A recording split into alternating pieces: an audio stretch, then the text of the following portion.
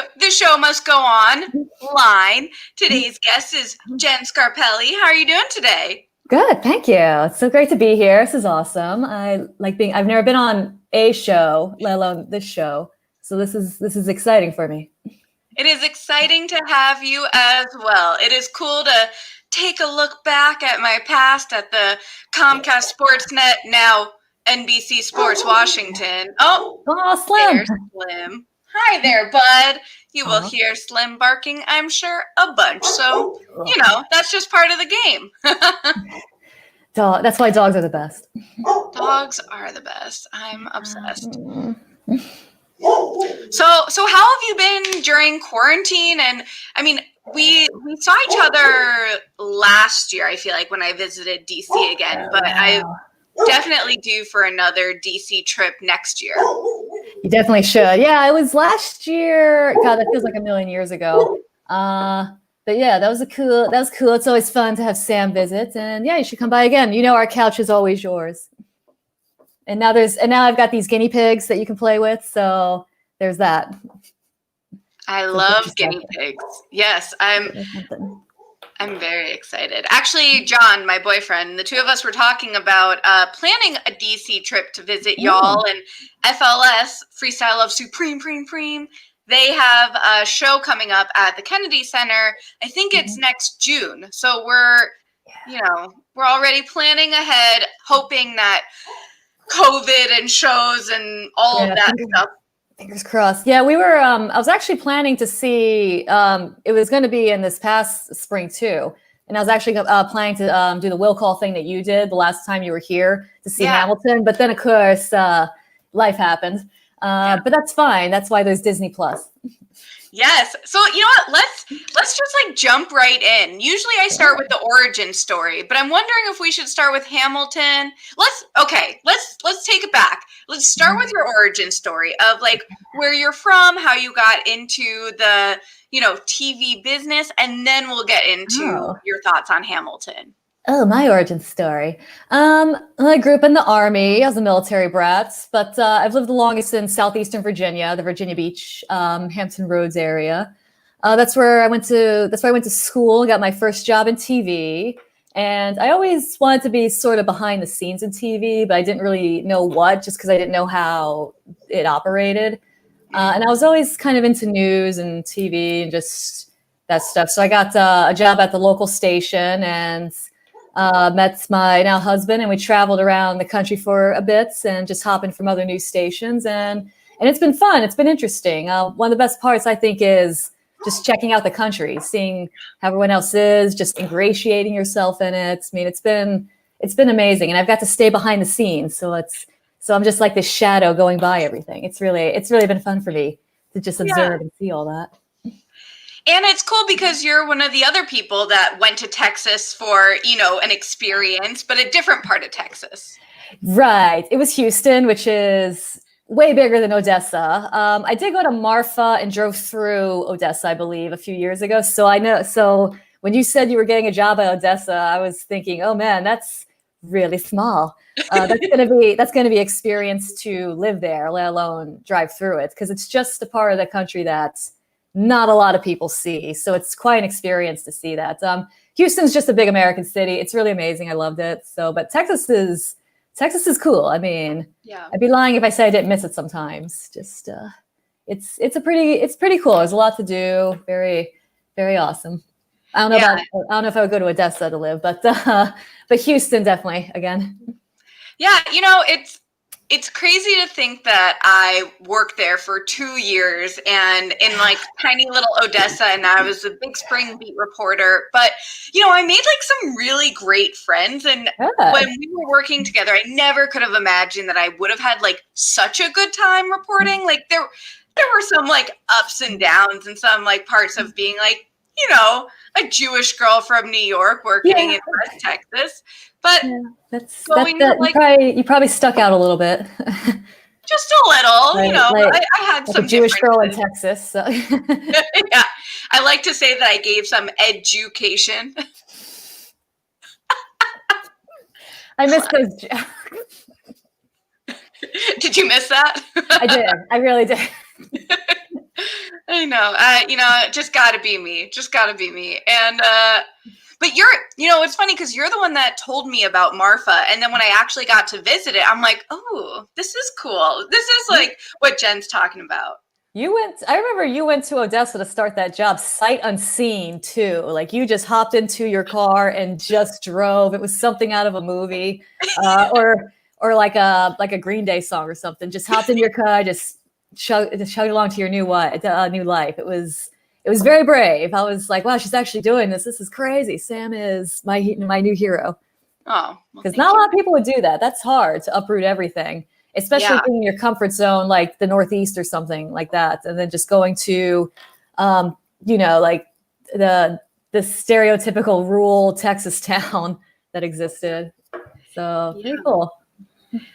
Having all of you at Comcast SportsNet, like really helped having that, like the behind the scenes experience, and then also having like Jenks and Rob and Chris, like all the people who were on both sides of it as like becoming a multimedia journalist and MMJ, doing like a one-woman job is so tough. And if I didn't have that experience back then of like being, a production assistant and a, like camera operator and the floor director and all those like different jobs that most people, I feel like if they're trying to be on air, don't necessarily do all those behind the scenes things, but like that gave me such a leg up, I felt like, in Texas, because like I understood some of those things of like how the director would actually want it or how the producer would want it, because I heard that so many times, like sitting in the studio.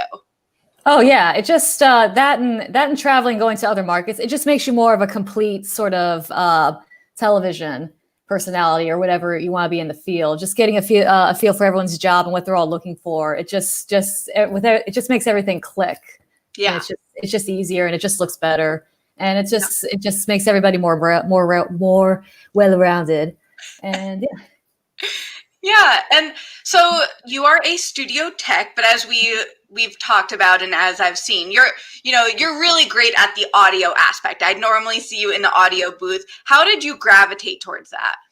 Well, at my first station, I got a battlefield promotion sort of into audio because you know how it is. Just people sort of leave like graduation classes all at once. And then sort of like a new class comes in to sort of fill in. So at my first station, I was doing audio a lot. And I did other stations, I was doing more AP producing work. And when I came back here, I just sort of gravitated toward audio because it would just seem the most familiar. And audio is pretty fun. It's very challenging. You can sort of add your own sort of artistic talent to it. It's not really, I mean, I like TDing too, but it's there's not as much room for getting a little artsy and putting your own spin on it. I mean, and it's just the sounds, they're more of an art form, the way you glide in, you glide out. So it's always just something I've gravitated to, and it's just been pretty fun, just and challenging. You definitely learn, even if you're not a technical person, you definitely learn a lot. Well, that's good. I mean, it's always good for a job to be learning constantly and not kind of get into that comfort zone of feeling like, oh, I can do this without even thinking about it. Like keeping that artistic aspect to your job, I feel like must keep it a little fresh. It does, yeah. And it makes you and you have to work with a lot of people with audio. So just shout out to the engineers. They make me look good by doing all all that technical stuff that I just sort of just come in and just do the fun part, which is doing audio for live broadcasts. So shout out to them. They're amazing. Yeah, it definitely takes that whole team. I feel like a lot of people might not realize when they see, like those pre and post game shows and every aspect to live television, how many people it takes. And, from like the camera operator, the floor director, the engineer, the technicians, the audio, the director, the assistant, the TD, like, there are just so many people, and if one piece is off, someone else has to like step in. It's a lot of talented people. I've always sort of admired the talent for just sort of going up there and just trusting this sort of band of people who they don't really see all of them too, just making them look good on camera. So that's always been something I've admired because I wouldn't have the guts to do that. I just want to stay again in the shadows, being like a little piece of the orchestra that makes this go round. Yeah. Even just thinking about, I started off doing the teleprompter, and some people think it's a super easy job, and like it can be if you don't care that much, or like it can be if that's like what you're thinking of, but sometimes like people like jump around the script, or they stop, or and like I, as someone who also have been on air, like it's different if you're just the technical side, but also understanding it from like the reporter side. The speed at which you do the teleprompter affects so much of like your cadence and trying to get to know the different anchors like that. I don't know. I used to have like panic attacks doing that. And since you were in the front too, now you're kind of thinking, oh, that's what they were saying when they were hard on me for prompter. I get it now. It's so true, because like if you're the one who's in front of the camera, like the people at home don't know that the person just stopped the teleprompter or they went ahead. Like you just see the anchor just staring at the screen, and either they've memorized the script or they have the paper version or whatnot. But it really is like, I think that was really helpful in understanding the importance of a good teleprompter operator, because that is a huge aspect of how strong. Oh, prompter's huge. I mean, it's one of those things where you miss it when it's totally gone. And it's also one of those things where it's just so easy and simple and such an afterthought. But if it's gone, it can potentially ruin the whole show. Yeah. So true. Right. Like if done well. Hi, Slim. Hi, Papa. Slim cameo. All right. Let's see if I can tilt this. Hey, Slim, you want to say? He's such a good boy. Oh, he's camera shy now. Oh, he's such a good boy. Oh, Slim. Oh, his plops. Oh. He's such a plopper. He just like this morning, he came into bed, and he loves to just change it up. Like sometimes he'll like curl up or spread out and take up the entire thing. And today he just plopped right up against my back, and I was like, Slim, can you not, like, I woke up with a sore back, like, oh right, that's what it is like to have a giant dog who's so lovable, and you can't be mad at, because they just want to be close to you, and you're like, couldn't you have been close? Not right there. All they do is love. They're so great. We don't deserve dogs. No, we like truly. I love Slim so much. And just like we were out in the field earlier today, and just, it's having a pet in general, right? Whether it's a dog or a guinea pig or cat, or, like in fostering right now is such a great timing, because, I've heard, I don't know what it's like in DC, but I've heard so many like shelters right now are cleaned out. They can't keep them on the shelves. I know I've seen lots of new dogs in my neighborhood from people who are clearly fostering some. So it's kind of good to see. I mean, it's nice. And they definitely give people a routine like they have with me. So they give me something to do. Yeah. Well, and I want to give a shout out. I see my friend Eva is here commenting. If y'all are watching, say hi. If you have any questions, please feel free. Oh, there she is. Yeah, I see it now. Just drop it. I know it's funny when people are checking out this new system and they're like, "Oh, I didn't know how to see the comments or the YouTube." Or it's cool. I like this whole setup. That's cool. Oh, so cool. Yeah. Sorry. Easily distracted in the best way. Me too. Exactly. You're like, oh, I gotta check this out more. Shiny. Hi, Eva. So, what has it been like working at a television station doing live sports during a pandemic? It's definitely challenging, but we're handling it. I mean, I never thought I'd be mixing audio for live sports, and it's definitely been something that's exciting. I mean, I think my husband said it best. He said, "Oh, you're performing when you mix live sports," and that's sort of true, because I had the performance anxiety, the sort of after it, you think, oh, I could have did that better, or you're asking for feedback. I mean, you have anxiety about it. It's like the countdown sort of freaks you out. I mean, it's been an experience. It's been something that's been different. So hopefully we're living up to the challenge and bringing sports back so people can get slightly distracted for what's going on. Right, exactly. And, having that little excitement and change, I know you've always been a fan of like constantly learning and seeing the different aspects of the studio. So I feel like this is a cool opportunity for you that maybe it wouldn't have happened without this. Oh, definitely not. No. And yeah, because I remember going to you a few times and asking you to show me around the feed room just because I wanted to know what that was like. But no, you gotta be adaptable. You gotta, learn to do as many jobs as you can and at least just show efforts just in case. I mean, adaptability always helps. Yeah, definitely. And it's funny because working there, Caps the Capitals are such a big deal. And they were so close to winning so many times the Stanley Cup. And I go to Texas, and of course I'm covering the Jackalopes. The Jackalopes. Second favorite hockey team. Let me tell you, there is something so fun about like a Tuesday night, just like going with your friends. And because I was with CBS 7, who's a sponsor, like getting this like cool, fun VIP experience at like a local Odessa Jackalopes hockey team. Oh man, local news is the best. I miss it so much. What an experience. It is, yeah, especially local news that is not a big city. Like you're just more community based. It's just really, really cool. It's an experience, as you know.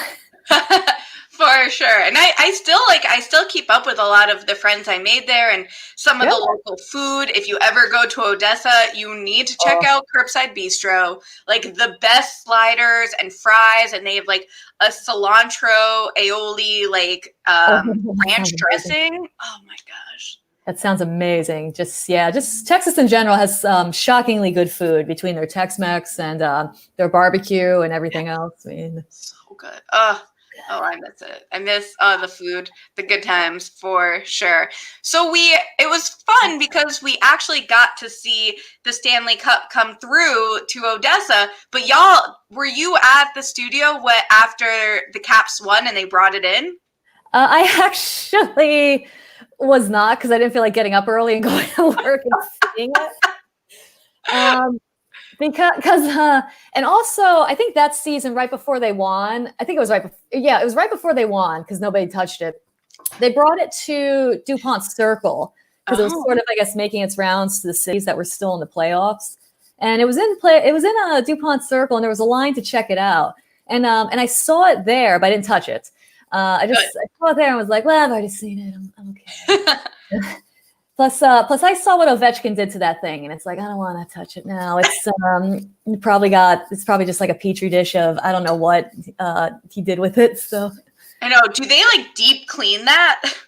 I mean, I know they're deep cleaning everything now, but back then they definitely weren't deep cleaning anything. I mean, and everybody was. I saw the pictures from everyone else who saw the cup, and it's like, they definitely were cleaning it after everyone there, and people were getting a little freaky with it. So they were, and those pool parties, and it was a lot.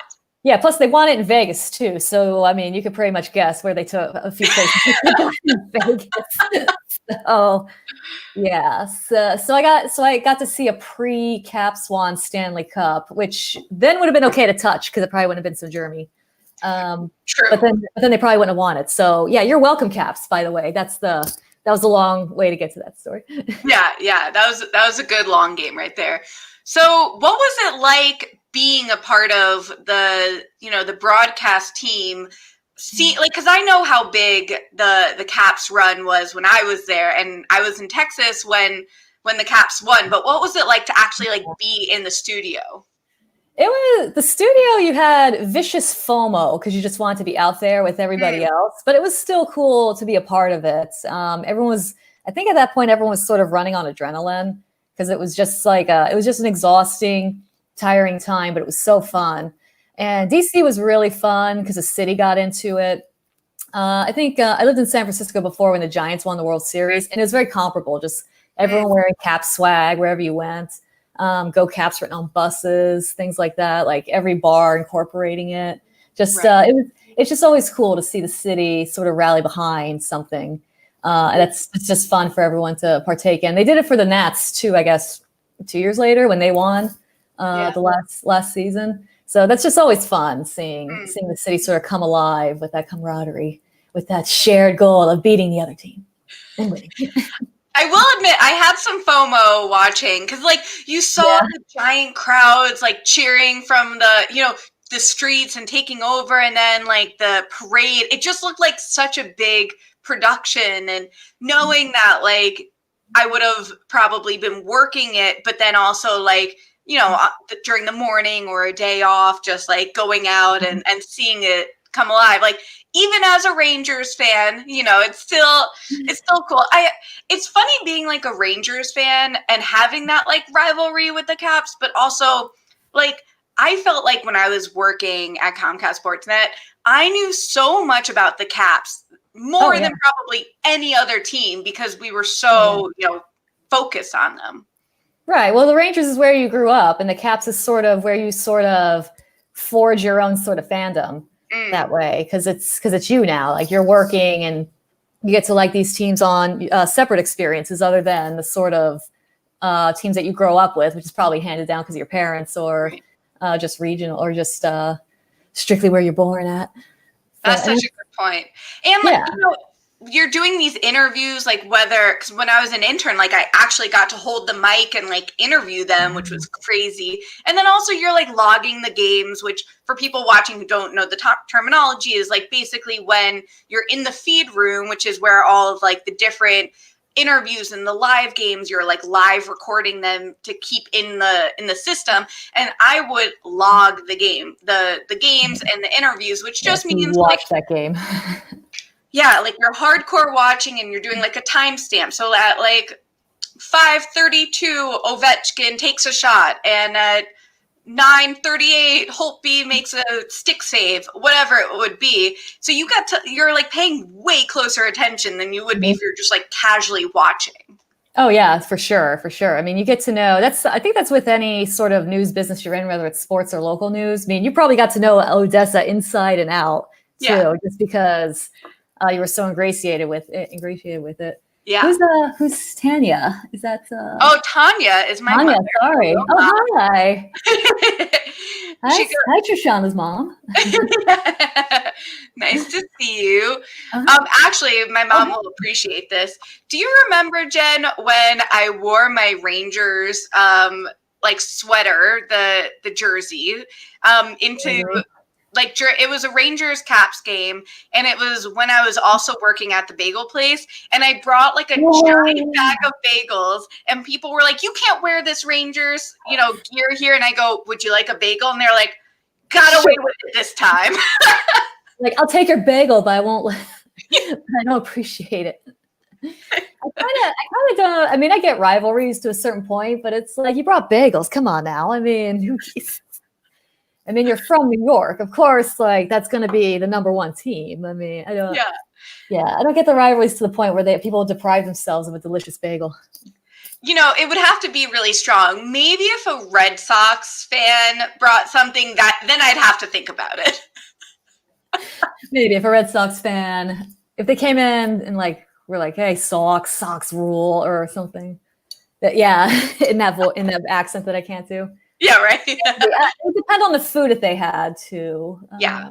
Because I feel like, especially TV crews, you bring free food, it's going to be hard not to take you up on that. I mean, there's free food, so there's so much free food. A lot of people aren't eating unless they eat the free food. So, yeah, you can open a lot of doors with free food and TV. So, it's true. Even that pizza Sunday. I ate that pizza, even though I probably shouldn't have. Free pizza. Sorry. Right. Even if it's bad pizza, if it's free, it's like, I'm probably going to go for it. I can't say no to this. Right. And it's hot food too. I mean, free food is one thing, but free hot food is just like another layer of just free stuff that you can't resist. That is so true. I do miss like the Bethesda food. I used to go to like Cava and Pizza a bunch. Oh, so good. I go with the and Pizzas mostly in DC, not the one in Adams Morgan though, because that's jumbo slice territory. But I do like and Pizza. I don't eat too much in Bethesda. I usually bring food just because I like to eat in DC because I'm a snob like that. But yeah, they still got a lot of good stuff. The Chinese restaurant's still there and all that. Oh, Yeah. There were so many cute places near where you live that I'm like, ooh, when I go back to DC, I need to go back there. Oh yeah, for sure, for sure. They a lot of them have like expanded outdoor seating too because of everything.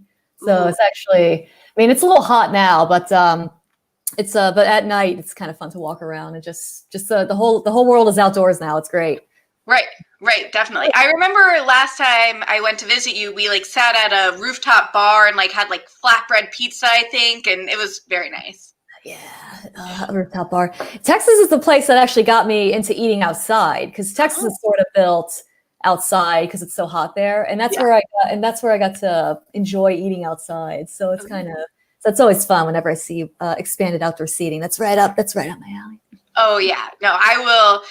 COVID or not, I love outdoor. I mean, it's so funny. Like I've not eaten out where like we didn't like take out and bring it back to the house like since really like the last few months. And I know a lot of people are doing that. And if you're being safe and you're wearing a mask, like, and that's cool and all, but I don't know. I feel like there's so many people, but also like, who am I to judge if you've been, you know, doing your part and you're still like socially distanced, and I don't know. It's hard. I mean, you want to help everyone out, but you also don't want to spread anything. So it's hard, and you also gotta live your life too. I mean, yeah, I can't stay with the guinea pigs all day. Right. I could, but they'll get tired of me. Have there been a lot of mask wearers in DC? Is that pretty common? Oh yeah, everyone wears a mask here. Everyone's wearing a mask before it was sort of required too. Oh, good. Yeah, I mean, it's not hard to get everyone in DC to wear a mask. Right.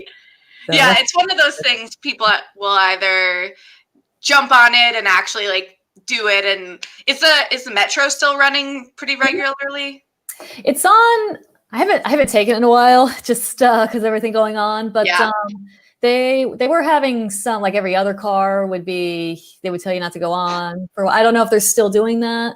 But it's still running. I think it's I don't think it's at normal schedules yet, but I think it's kind of trying to go on that way. Everyone's opening up slowly, so I think everything is just like a toe in the water to figure out what's going on. Yeah, nice, good. We'll see. We're praying for everyone. Yes, indeed. Slim is just chilling right here. All right. I'm so glad you still keep in touch with people at your first station, because I still keep in touch with a lot of people from my first station. They're sort of my best friends in the industry, those people. I still contact them for advice, with gossip about what's going on with my station, what's going on with their station. It's just these are people that you're going to have now for a while. Just the first station people. Yeah. I know. Slim agrees. It certainly is such a unique experience, and a lot of the people I worked with, it almost feels like the people who, like, there's this woman, Melinda, who worked at the radio station. I think I've probably told you about her. She worked at the radio station in Big Spring and pretty much became my mentor out there. Having her was just like, I couldn't imagine the experience without Melinda, because like KBS Media, I used to like work kind of at their studio.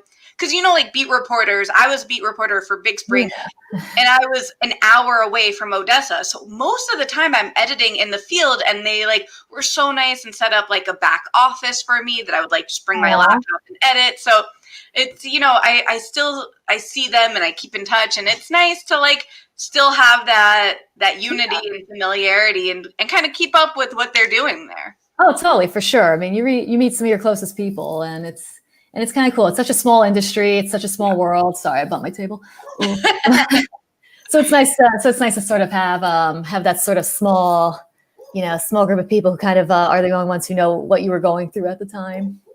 For sure. Yeah, it's hard to sometimes explain some of the situations that you'd go through, but those people understand. And oh my gosh, what an experience. And also just thinking of like, it's crazy being from a big city, like whether it's New York or DC or whatnot, the idea that like in Odessa, I would be like, oh, South by Southwest, it's Austin. It's only 5 hours away. And you just do like a casual drive from Odessa to Austin, or like to Viva Big Bend, which was in Marfa, to just Big Ben, I've been there, yeah. It was crazy. And then I'd like, you know, you only have like 2 days off. So you'd wake up like at 2 a.m., drive back, shower, get ready, and then like also do a full day. Like it sounds crazy, but also when you're working in live television, I feel like so much of your life is just crazy that you just go with it. You're young too. When you're young, you can do stuff like that. I mean, if I don't get a good night's sleep, I'm like dead the next day. But I'm in my late 30s. But when you're young, you can definitely do that stuff more. Yeah. It was a thing that I definitely don't regret doing at all. But I think back to some of those moments of like, I can't believe I worked nonstop, like actually an absurd amount of hours, and just like the amount of coffee I was drinking. Oh man, the first TV job I had was freelance for the first year or two that I was doing it. And I was working that job in the morning. So I would go there at 4 a.m. until 1 p.m. And then I would go to my other job that I had. I think I had 3 jobs altogether during this time. And yeah, it was just, I would go home and go to sleep and then just be conked out for a while.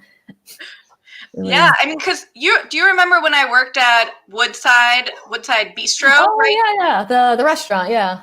Yeah, and sometimes I'd be like waiting on my, on like Barry and like it's funny to like be serving your boss from another job and be like, would you like your Arnold Palmer? Like, but yeah, like there were unexpected double shift days where I would either only be signed up for like a work shift at the restaurant or at Comcast SportsNet, and I'd get called in. And I mean, I was so proud of this. I never said no if I got called in. Good. Yeah, it's hard to say no sometimes. So, especially, and they know that. Right? It's so tough. Like on holiday, I mean, I kind of liked working holidays because you got holiday pay and they usually brought in food. Yeah, I never minded holidays too much either.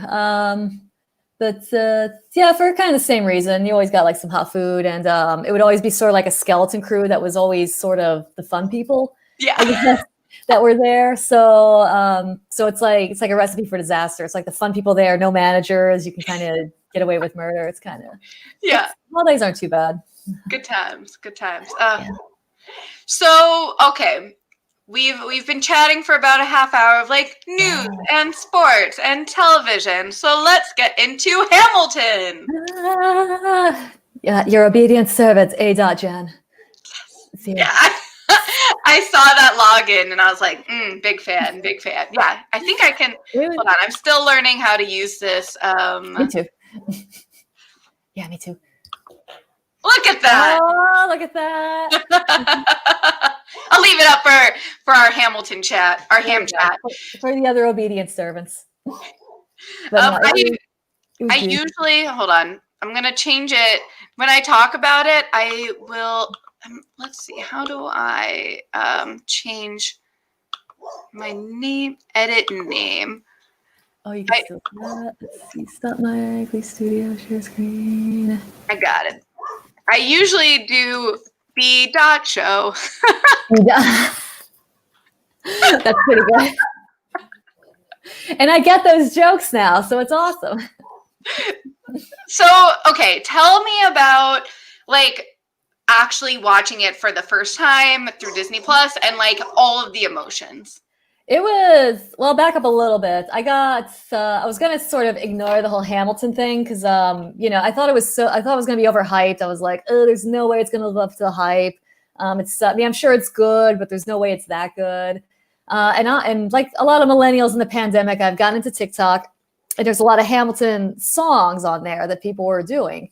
And I remember we had that heated debate where it's listening to the songs before you saw the play versus my stance, which is you should not, because that's sort of like a spoiler. But I was seeing so many of the songs on TikTok, it was sort of like, I'm getting too many spoilers. I got to watch it now.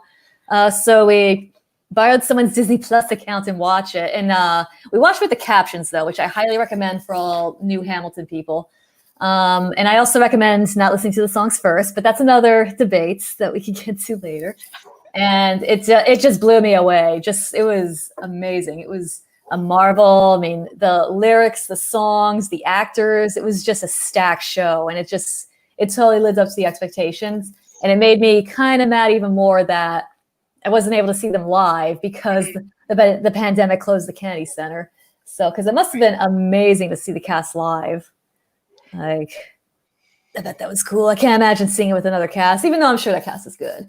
But just seeing the original cast, I mean, David Diggs, where's he been all my life? That guy was amazing. Yes, I am a huge fan of David Diggs. David, sorry. But yeah, he was amazing. It's just the whole cast was just utterly stacked. I mean, well, in the middle of watching it, I kind of thought that Leslie Odom was overrated. But when I go back and listen to the soundtrack, I listen to his songs the most. So maybe he was really good. And I just didn't like Aaron Burr, I think is what happened with that. Yeah. And it's so interesting to hear everyone's like different perspectives because like I love Leslie and like his songs are ridiculous. And it's, he's got the best ones, I think. Yeah. I mean, for sure. That's the best song on there, I think. I'm also a huge fan of Renee Elise Goldsberry, who played Angelica. Ooh! Oh yeah, she was good too. She had a beautiful voice. Yeah, but they all are. I mean, introduce people like wrestlers too. I mean, that was really fun. Yeah. It's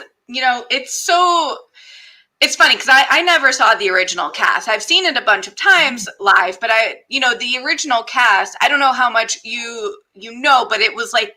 It was so sold out. It was like impossible to get with the original cast. I mean, I did get to see Lynn in Puerto Rico, but that was, years later. And that was like with another cast. So it's no, I remember when you went to Puerto Rico with that. It was pretty cool. It was awesome. But I remember it being like a joke, like Hamilton was sold out. Nobody could see it. Exactly. Because it was in the White House back when Obama was still in office, and they performed for him, and you're just thinking, there's no way we're going to see this play. Yeah. Because even DC, it's hard. Like you have to do the will call thing because it's hard, like impossible still to get tickets even now. Isn't that crazy? I mean, a show that has been out for years is still so sold out, and there's so much hunger for it. That's why, like, there were people who were like, oh, well, if they release it on Disney Plus, like, no one will go see the show. And I'm like, I don't think you understand how this works. No. Plus, they released it kind of years later, too. So I don't think it took any thunder away from the play still. Yeah. And all it did was maybe want to see it live, honestly. Yeah. I know. It's nice because it gives you that different experience of seeing like the close shots and the different angles. Oh, yeah. But there's nothing like a live experience of sitting in the room where it happens, the room where it happens. Oh, so I have done 2 Hamilton TikToks, and I use that song for one of them. Yes. Yeah, you sent it to me. Big fan. Yeah, they're pretty. Yeah, they're good songs to do TikToks too. But no, it would be cool to see it live. But it's also kind of cool on Disney to see their faces, especially David Diggs. Like his faces are just so funny. Like the bouncing he does for all the songs. It's just really funny. Yeah, that is one of the coolest parts of seeing it because, like, especially with David, I'd never seen him live, but I've listened to the cast album on repeat and repeat and repeat. But seeing him like with that smirk, with that smile as he's singing it, like it adds that extra layer that you didn't know you were missing. And then he's like, what did I miss? And you're like, ooh, I like that. No, and like that weird Prince outfits. I mean, it was it was cool, but you're right. There's nothing like a live. I mean, I'm kind of a sucker for live TV and live events. But yeah, there's nothing like seeing Broadway live. It is pretty cool because you feel like you're kind of in it. You're in the audience. You're there. Everyone's singing out loud in the building to you. It's really cool. Yeah. Cool. So has this inspired your fandom or your experience beyond Hamilton to other plays? I've seen a few other plays. I mean, I probably would see 1 or 2 plays a year before this. DC has, as you know, DC has a pretty good theater scene too. There's Woolly Mammoth Theater, the Studio Theater, a bunch of stuff. And I would see a bunch, like a couple a year. And that was always fun. I mean, I still want to see theater as often as I can. I've seen Rent. Book of Mormon, I think might have been the last play I saw that was that fun. Last Broadway play that was that fun. I mean, it was definitely something else. It's definitely going to inspire more TikToks, that's for sure. Ooh, excellent! I just can't wait. So I'm gonna dot ham our names. I'm gonna tilt this down a little bit. The adopter. Yeah, it was good how they sort of made everyone, because these historical figures are so one-dimensional until a play like that comes and reminds you, like, hey, they're just as complex as you. I mean, it's hard to visualize because you see them in history textbooks and they're wearing those stupid powdered wigs and you only know them for one thing. But it's cool, like realizing, hey, they're just like us, just with weird powdered wigs and and weird tights. So it's cool. And seeing them as Black humans and seeing like the diversity on that stage, I felt really added this extra layer to it. It was cool. I mean, it just made it seem alive and not sort of stuffy and boring. I mean, I get the premise. It was sort of American history taught by America today. And I just thought it was so brilliant because the cast was so stacked and everyone was so amazing. And and at the end of the day, it doesn't really add to the story that you keep them looking like the people who they played. Right.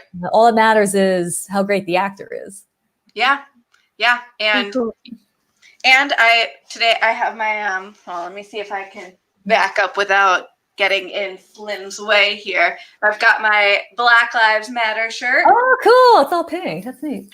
Yeah, my friend Sis creates these, and it's part of the TNG project where they donate to a bunch of like Black and people of color, trans people in New York and other cities. So the money from this shirt actually goes to support others. So. Oh, very cool. Yeah, DC's been very fun. Not fun, I shouldn't say, but it's been a good learning experience with DC and everything that's been going on. So I've been very grateful to experience the education, and it's been interesting. And I need to, and hopefully I'll learn more.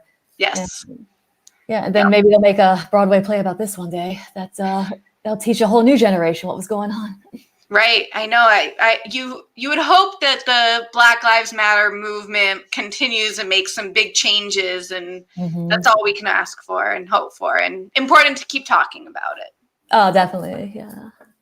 Definitely. It was really cool. And it's kind of cool seeing the play too in the midst of all this also. Right. Sort of, because you just want to root for diversity, to just keep everything looking the way the country really is. Right. And that's so true. And also that brings up a good point, because you're behind the scenes, that so many things with the theater conversation it's not just about who we see on stage, but making sure the stagehands and directors and producers are also people of color. Oh yeah, definitely. I mean, you want to make sure everyone's represented. Everyone should see themselves.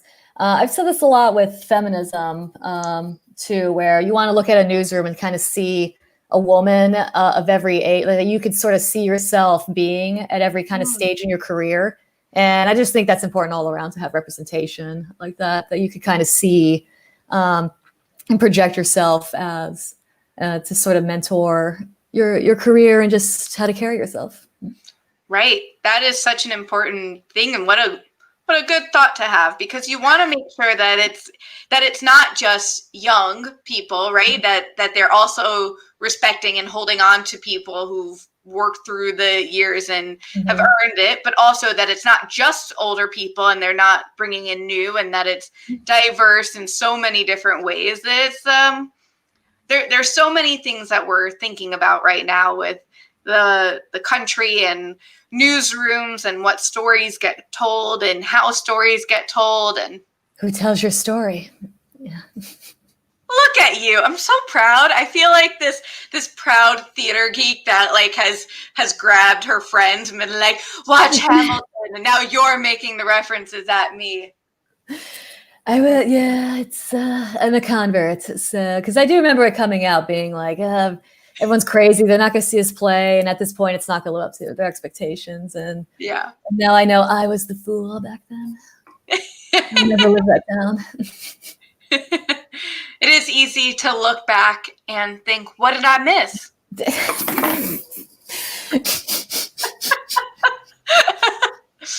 Sorry, these references are just nonstop. They really are, yeah. I was not expecting all the pun war. I'll have to come back at you with more soon. Excellent. Yeah, I do have to watch it again. I've only seen it once, but I've been listening to the soundtrack on Spotify while I've been parallel parking. So it's I think I'm due to see more facial expressions. Yeah. Have you heard the Hamilton Mixtape? No, what is that? So this is fun education here.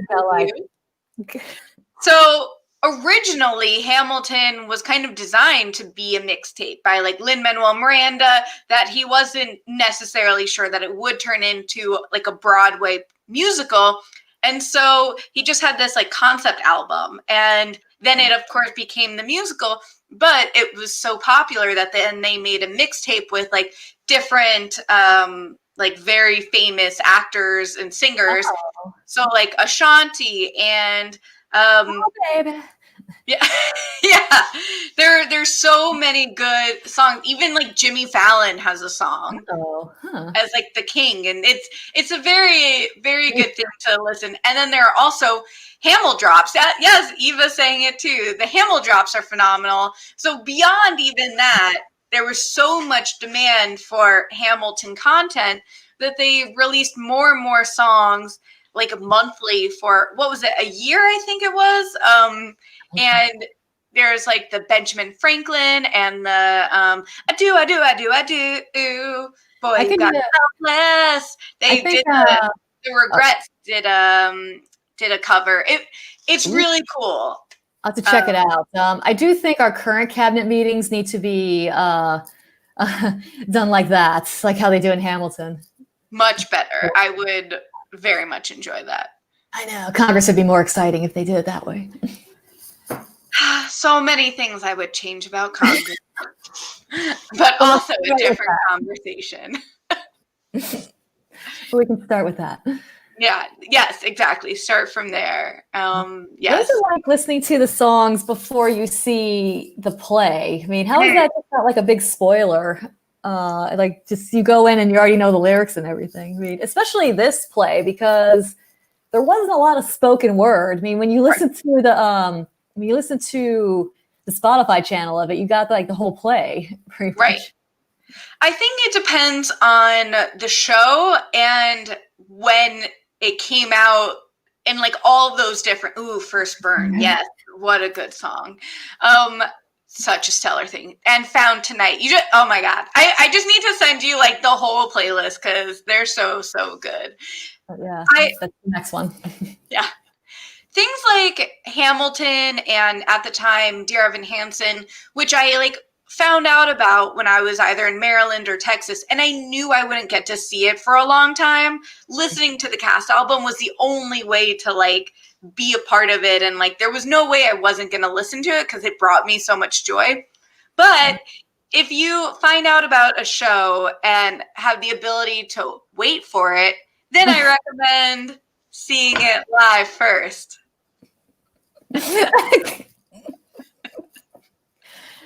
That's pretty quick. I kind of set you up for that one. So. Yeah, thank you.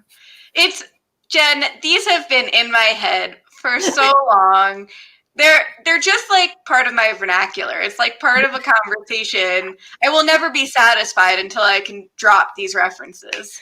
I'm glad I can lob it up for you so you can take the pitch. Slam dunk. Yes. Exactly. So good. Well, so when you come to DC to visit and see Freestyle Love Supreme, you're going to have to come with us because have you heard of that? Have you heard of FLS? No, Freestyle Supreme, no. Freestyle Love Supreme was created by Lin-Manuel Miranda and a bunch of people like Anthony Viniziali and Tommy Kail from also the Hamilton and In the Heights world. It's a total free like an improv show. Everything is live in freestyle rap and hip hop and singing, and people like Anissa Folds and Ukarsh and Bukar and James Monroe Iglehart and Chris Jackson. So like Chris Jackson and Bobby Diggs, part of it. Yeah. And then there's like Shockwave and there like and Jelly Donut, all these people that you don't know right now, but and like Kayla, these fabulous beatboxers and singers, and they turn these words and freestyles into these like beautiful scenes and hilarious, and it's pretty cool. Yeah, definitely come to DC and we'll check that out. Sounds pretty amazing. Yeah. And I took the academy, which was crazy, like learning. There's like the Freestyle Love Supreme Academy where you learn from them how to freestyle and sing and beatbox. And is it hard? I mean, these people are so talented. They make it look easy, but it's like, nah, I can't do that. I mean, I think it's hard if I had the aspiration to actually like be on a Broadway stage with them, but doing it how I did it, which was like, I took the academy just to like learn. And because interviewing is kind of like freestyling, because you have to listen and react and go with the flow. Oh yeah. So that was awesome. And they have like online classes now, so anyone can take them. Huh. Yeah. Maybe that could be my side hustle, but I don't think I'd be good at it. I think you'd be great. That's like the main like misconception, I guess, is that like you have to already come in with this talent, which like for me, not so much, but it's fun and diverse and a cool experience. And just like, cool. It's cool to have these random things that you never thought you would do or be a part of. And then they come into your life and you're like, whoa, click, boom. Oh, neat. It's probably also cool to just be around talented people like that also. I mean, that's always kind of an experience where I'm there like, why am I here? They're too talented. That is a big thing. And you're like, do I deserve to be here? And you're like, yes, everyone has their role. No, I'm not worthy. I'm not worthy. We're not worthy. So, in an incredible way, it looks like our hour is almost up, which this conversation has just been flowing so freely. Yeah. Just Hamilton, man. It just makes the time go by. I definitely will check it out again. I mean, it was really good. So yay! Definitely the King. He was definitely chewing the scenery. I love that guy. He was awesome. So definitely gonna watch it for him. Jonathan Groff, or Groff Sauce as we call him, is hilarious. It's the greatest nickname ever. Yes. Way better than A.Ben. He wins. Did you like the little spittle that remained right there? That was dedication, I think, because if that were me, I would have been like, "Oh my god, I can't believe that happened."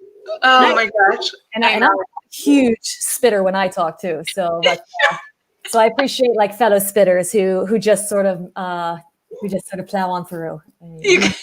He's dedicated. You just got to keep on going. I admire that. Yeah, what was that? I admire that. Yes, for sure. And in interviews, they've said that like they had the opportunity to take that out, and they're like, "No, we want to keep it authentic." Yeah. Oh, it was. I mean, these actors are just sort of like spitting and sweating, and it's like literally blood, sweat, tears, and spit going into all these performances. It's so true. They, Mr. Joe Iconis, who wrote Be More Chill, likes to call it the splash zone if you're in the first few rows. And it's that might be more acceptable like when we're out this whole COVID thing too. So. Yeah. Right. Yeah, definitely. Don't want to be in the splash zone in a COVID time. That would not be good. No, but one day I have to be in the splash zone and enjoying myself in the splash zone. I look forward to that. It'll be a great day. Just you wait. Just you wait for it. Wait for it. Wait for it. Wait for it. So, changing directions. Are there any nonprofits or charities that you'd like to give a shout out to? Yes. You might have heard of it. There's Martha's Table in DC. It's a nonprofit organization charity. It helps DC children and families get access to healthy food, education, other community support, after-school programs, clothing, mostly food, which is good for this time, these COVID times. It's in its 40th year right now. It's a DC staple, and I love DC. And just having something that strengthens a community like that is just near and dear to my heart. So marthastable.org is the name of it.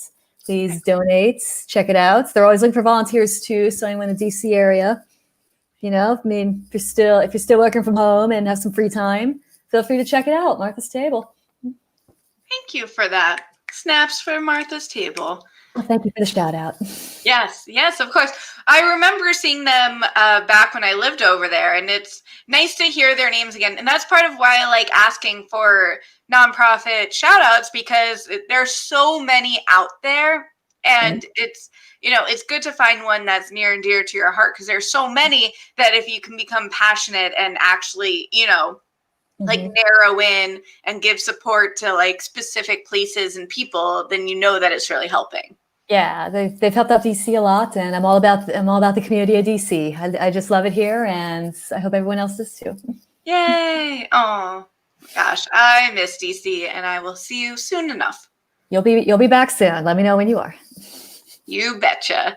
And actually, another nonprofit event coming up, which ties into the Hamilton thing as well, is this Saturday. They're having their final Ham for Change, which is a really fun thing that they've been doing for the last 2 weeks. And it was like a 3-part series that it kind of like a play in three parts, where they have original Broadway cast members of Hamilton on this live stream. And they've been about like 2 hours each. And this upcoming Saturday, they just announced the cast who will be there, and it's Lin-Manuel Miranda, Daveed Diggs, Leslie Odom Jr., Renee Elise Goldsberry, Jasmine Cephas Jones, Andrew Chappelle. I mean, it is, and like Emmy Raver Lampone, who's also in the Umbrella Academy. I don't know if you've been watching that. But that is a good one, and I highly recommend. The Umbrella Academy is on Netflix, and the cast is phenomenal. It's based off of the comic book series, The Umbrella Academy, and it is you would love it too, because the music to it is phenomenal. Ooh, I'm all about that. Yeah. If you end up watching it, let me know. I know. Yeah, you were my first thought when I finally saw Hamilton. I was like, Shoshana's gonna like this. That she was right. So I should give her that satisfaction. I will always be satisfied when my friends like Hamilton. It's always nice to be right. So it is funny though, because especially something like Hamilton, like I loved it for so long. My friend Julia is the one that like introduced it to me many moons ago. So it's like, it's fun when you get to pass the torch, like Julia showed me, and then I'm showing you. And like, even if it takes a little while for someone to actually watch it or listen to it, it's fun. It took Disney Plus to feel bad for people in a pandemic to release it on their platform. I know, it's crazy to think how many people like heard about it for the first time, not just like listened to it or saw it, but I couldn't imagine living in a world where I didn't even know that Hamilton existed until it dropped on Disney Plus. That's why it's great, making Broadway accessible to everybody. It's make the arts and entertainment accessible. That is a huge thing. We love to make Broadway accessible. So, is there anything that we didn't talk about that you want to share? Any final thoughts on? Now that this is your platform. If you're in DC and you want some guinea pigs, go to the Metropolitan Guinea Pig Rescue.org, and you can get some lovely guinea pigs of your very own. And then whenever you open the fridge, you'll hear squeaking and leaking, and it's really cute. Oh, that sounds so cute. Yes, I love that. Shout out to them too. So where can everyone find you on social media? I think everything except for my Twitter is Jenny Scarps. I am not on Facebook, I'm sorry, but my Twitter handle is @JScar, and my TikTok and Insta are Jenny Scarps. So you can watch the new barrage of Hamilton TikToks I'm about to put up. Definitely staying tuned for that. And y'all can find me at bwaySHO, as you see all across the screen here. I know, good branding, by the way. Thank you. My friend Chelsea Hill upgraded it. It's fun when you commission a friend to take your hand-drawn design and she glams it up for you. I'm very happy with this. Well done. Well done. Yes, yes. And thank you, Eva and Tanya, too. Yes, yes. Thank you for watching. It was so fun to have y'all commenting along. If you like what you're seeing, you can subscribe here to bwaySHO YouTube. That would be fun. And I have a Patreon. What? That's a good way to support your local artists. Just head over to patreon.com/bwaySHO and sign up. It's very fun. Good times had by all. Well, thank you so much. It was so much fun to like catch up and hear your takes on Hamilton and hear how you've been doing. So thank you so much. Oh yeah, you too. And I can't wait for you guys to come down. Yay, us too. All right, thanks y'all. We'll see you at the show. All right.